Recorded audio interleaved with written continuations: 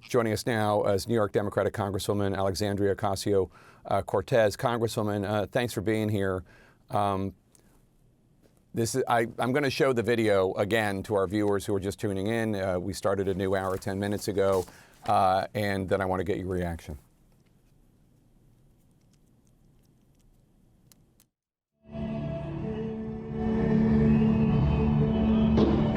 Oh, what the? They killed him? Did they kill that guy? Are you kidding me, dude? That's one of the angles of the video that's out there, Congresswoman, and I guess I just want to get your basic reaction to what you have seen. Well, Jake, as you mentioned, that's just one of several videos that are out there. There is a second angle that appears to be circulating much closer to the incident, where you see the victim. I believe his name is Alex Prettin. Alex Prettin. Alex Prettin. Alex Prettin, thank you. Alex Prettin. And immediately preceding that incident, an ICE officer had pushed violently a woman to the ground, and he had come over to help get her up. And that is what precipitated this incident that very quickly led to an execution, a deadly shooting in the street. What we are seeing here is a momentous, pivotal moment for the United States. And I cannot underscore enough how precipitous this moment is. ICE and CBP, what we're seeing here, we will see which agencies were responsible. But at the end of the day, under this so-called excuse of border security, where Minneapolis is over 300 miles from the United States border, we have an unleashing of federal agents and violence exerting a tremendous amount of violence and lost life against the American people, who are well within their First Amendment rights, and in this case, it seems as though well within their Second Amendment rights. As you mentioned earlier, in this video, you do not see immediate evidence of anyone reaching for a firearm. It has been reported that he had a legal permit. And this administration's response is that the very fact that he was a legal firearm owner was a reason for them to shoot him in the street. You see directly from DHS's own accounts, they themselves do not claim anything in their accounts or their evidence about these actions, about any precipitating action, just the fact that he was armed. This is a pivotal moment. And if we do not do something now to contain this abuse of power and violence, which the administration has already indicated earlier this week in discussions about using the Insurrection Act, in which Carolyn Leavitt confirmed that it will be utilized, and they were looking at utilizing against Americans based on their political affiliation. If we do not do something now, I do not know what can happen afterwards. We have to contain this chaos. This administration is declaring an openness and a justification for violence against American citizens based on their organizing, based on their political affiliation, and they are using the guise of DHS to do it. We have to draw a line in the sand now, across sectors, politically, economically, in our media, and more. I want to ask you what measures you want to take in a second, but I also want to get your response to what we saw from President Trump on social media.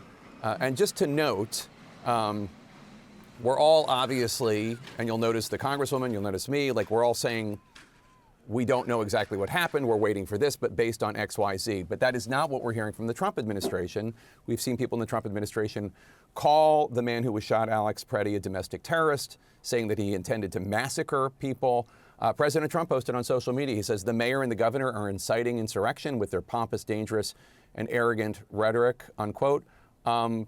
Just for younger people out there who might not know this, generally speaking, when there is what is called an officer-involved shooting, meaning law enforcement kills somebody, there's an investigation and people try to temper their remarks, not rush to judgment. And when I say people, I mean people in power, presidents, et cetera. What is your response to the Trump administration saying what they're saying about Alex Pretty? Well, it seems as though, and from all the actions before us, it seems as though this administration is trying to precipitate a flashpoint so that they can go into cities and municipalities and states based on political affiliation and exert and escalate. They are using the rhetoric of martial law and civil conflict. And it is fundamentally un-American. This is a moment, as you said, where we must cool tempers. It is time for ICE to stand down. It is time for DHS to stand down. We are seeing mothers that are being killed in the street. We are seeing, when you look at this victim, early reports seem to show that he was an ICU nurse. I'm also seeing some circulating that he may have even been at the VA, an ICU nurse. That's right. Treating. That's right. He was an ICU nurse at the Minneapolis VA. That's right. So we are talking about Donald Trump accusing a Veterans Affairs ICU nurse as being a terrorist against the United States, a man who was treating service members to our country, veterans, service members to our country, who was dedicating his life to serving Americans, who in his final act on this earth was helping a woman pushed to the ground.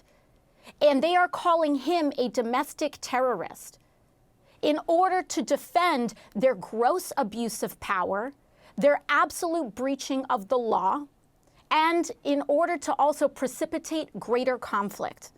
And it is fundamentally against the leadership and what we need right now, and what the American people need right now. It is dangerous. And again, if this administration does not put it to a stop, we must put it to a stop. Well, let's talk about that, because I know you're not talking about violence, but I am curious as to what you think lawmakers, Democrats, citizens should do, because obviously nobody wants this to get worse. Of Nobody course wants not. more. No, nobody wants. So, do you think, for example, there is a government funding bill right now, and I've seen a lot of Democrats, I think you included, saying that there cannot be any more funding for ICE. Tell me what you think Democrats need to do. Well, right now, you're correct that there is a funding bill in the Senate. And I want to be clear that this really isn't just about Democrats. This is about Democrats, Republicans, and independents. And I think right now, in this moment, there has been this permission structure where we have all universally accepted that the Republican Party will simply just have no morals or fall in line with the presidents of the United States. And we have to challenge that logic and rhetoric every single time. I believe that oftentimes they're given a free pass, and that this accepted logic just allows them to continue to vote without any resistance from their constituencies, because we've accepted some foregone conclusion. But again, Democrats do have the ability. There are 10, Republicans do need 10 Democratic votes in the United States Senate to pass continued unfettered ICE voting with no guardrails as it stands. And I think that regardless of where you are in the Democratic Party, this moment and this incident proves that the status quo cannot stand. And I would implore my Democratic colleagues in the Senate to vote no against maintaining this DHS funding as it stands. I think if you are an everyday person, what is happening right now is that there is an environment of political intimidation at play. They don't want us to use our First Amendment rights. They don't want us to exercise our freedom of assembly or freedom of speech. They want to they want to make sure that we are afraid to act as people, as employers, as a free nation. And I cannot stress enough how important it is for everyday Americans to not be intimidated out of using their First Amendment rights, which is to continue to say that when you see something wrong, we must organize and mobilize against it. We must use our freedom of assembly. And what we are seeing here right now is an administration that is deeply afraid of its own unpopularity. We must remember that we outnumber them. Donald Trump is less popular than he has ever been before. The Republican Party is on its back heels. They are afraid on multiple different fronts. The economy is doing worse than it has ever been doing in recently. They are afraid because they are exposed. They are afraid of being genuinely exposed by what is happening in the Epstein files. You have the economy, and they are trying to use these as flashpoints to divide us instead of all of the things that unite us. We must put a stop to them, and we must focus on the things that bring us together so that we fight for a better future for all of us. Congresswoman, stick around. I'm going to squeeze in a quick break, and then we're going to come right back to you. Thanks so much for watching CNN on this Saturday afternoon. We'll be right back with more from Congresswoman Alexandria Ocasio-Cortez. Thank you. And I want to bring back Alexandria Ocasio-Cortez, the Democratic Congresswoman from New York. Congresswoman, I just want to read this part from Christine and get your reaction. This is how she describes the video that many Americans have seen with our own eyes from at least 2 or 3 different angles. This is what she said. First of all, she said multiple times that this individual, Alex Prettin, attacked the officers. But here is her first official statement. She said, an individual approached U.S. Border Patrol officers with a 9mm semi-automatic handgun. The officers attempted to disarm this individual, but the armed suspect reacted violently. Fearing for his life and for the lives of his fellow officers around, an agent fired defensive shots. She also said that the suspect also had 2 magazines with ammunition in them that held dozens of rounds. He also had no ID.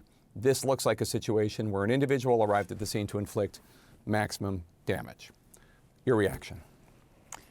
Well, of course, what we're seeing is Secretary Noem and the Trump administration asking the American people to not believe their eyes, to not believe their ears, and to not believe what they are seeing right before them. They are instead asking you to give up your belief in your own senses and instead hand over your belief into anything that they say. I'm not asking the American people to believe me or her, but to believe themselves. Look at it for yourself, and what you will see is an innocent man being executed in the street. And it only goes further to show, she's stating herself, that ICE and those officers, those federal agents, prevented local law enforcement from securing the perimeter of that crime, from securing the perimeter of that for proper investigation. Moreover, Jake, I want people to recognize and see the sequence of actions and claims that she is making in her statement. Because in directing this around Mayor Frey, in directing the language that she was using about Governor Walz, claiming that they are, quote unquote, inciting, that their resistance and difference from this administration, that their political difference in policy from this administration, she is equating disagreement with incitement. And in doing so, in using the specific language and rhetoric that she's using, she is laying the groundwork in alignment with what President Trump said and what White House Press Secretary Carolyn Leavitt said, because she is talking about and laying the rhetorical groundwork for the Insurrection Act in terms of their language earlier this week. In fact, her contrast with the other states and municipalities that she talked about. She talked about Memphis, she talked about Florida, and she talked about Texas. 3 states with Republican governors. And she contrasts that to try to lay the groundwork against action against Democratic states and governors. And this isn't just a matter of political difference. This is talking about what Carolyn Leavitt said earlier this week, that they want to use the Insurrection Act specifically on states based on their political affiliation. This is a dangerous moment, and we have to debunk what the very clear lies that are before us. And that is the importance of fact-checking them in real time, because we cannot allow them to blur the lines to then claim legal justification for illegal actions. It is very important that we call a spade right now, that we see with clarity. She is claiming that they are breaking the law. Minneapolis has a city ordinance of a sanctuary city. It is the municipal law that we respect people's individual rights in the city. They may not like it, they may not agree with it, but they are not taking issue with Governor Walz and Governor Frey. They are taking issue with the people of Minneapolis and the people of Minnesota who have duly elected their own elected officials to enact their will. So they may not like it, but that is what the people of Minnesota and the people of Minneapolis want. They want people's civil liberties and civil rights protected. They have passed a sanctuary city ordinance. Mayor Frey is executing on the municipal laws passed by duly elected officials by the people of Minneapolis. That is what it means to live in a democracy. And that is precisely what they are trying to threaten and undermine in this moment. One of the other items here that is interesting and also provides some cognitive dissonance is the issue of concealed carry laws. I don't know your opinion on them. I have my assumptions, but as a general rule, concealed carry laws have been pushed in states and municipalities by conservatives, by Republicans, in the name of the Second Amendment. And what Secretary Noem is doing there by suggesting that Alex Prettin, who had a license, according to the chief of police and the governor, to carry a concealed weapon, what she is suggesting is, because again, I have seen no evidence, and my mind's open, but I've seen no evidence that he even touched his gun. And you heard a question about whether or not he was disarmed before he was shot in that when she took questions, and that also appears to be the case, again, waiting for the investigation. But if the simple possession of a gun by somebody who has a concealed carry permit is grounds for lethal action to be taken against somebody, and if it is being cited by a government official as evidence that somebody was going to use that weapon to kill a lot of people, well, there are a lot of concealed weapon holders throughout the country that would probably be rather unwelcome news to. That's exactly right. And frankly, one's opinion, in my view, one's opinion on concealed carry is irrelevant to the laws of this land in terms of the facts of what exists right now. And it is, when you speak about cognitive dissonance, this is the intention of what Secretary Noem is discussing. I mean, it is, how rich is it that she is showing up to the scene of a protest with a legally owned weapon should be grounds for a person's death, execution at the hands of the state, by the same party and the same administration that praises Kyle Rittenhouse. When she is talking about how merely showing up and inciting violence based on ideology against the government, when this administration has pardoned hundreds of January 6 rioters who have then gone out into the streets and recommitted crimes of violence over and over again. What Secretary Noem is saying is not that you can't do these things, is not that you can't be armed, is not that you can't attack your government. She just thinks that you can't do that based on your political affiliation. And that is just, I mean, the uncorking of chaos that this administration is trying to attempt against the American people is escalatory, it is dangerous, and it is a complete abdication of leadership. We cannot go down this road. We cannot have countrymen against countrymen, citizen against citizen. This is not the America that we believe in. It is not the America that we stand in, and we must unite together against this kind of very dangerous splintering that they are seeking to incite against people and divide us. So obviously, I know you have to go, Congresswoman, so last question for you, and we do appreciate your patience as we ran that press conference live. You just said that the Trump administration and President Trump more specifically is trying to uncork chaos. That's your words.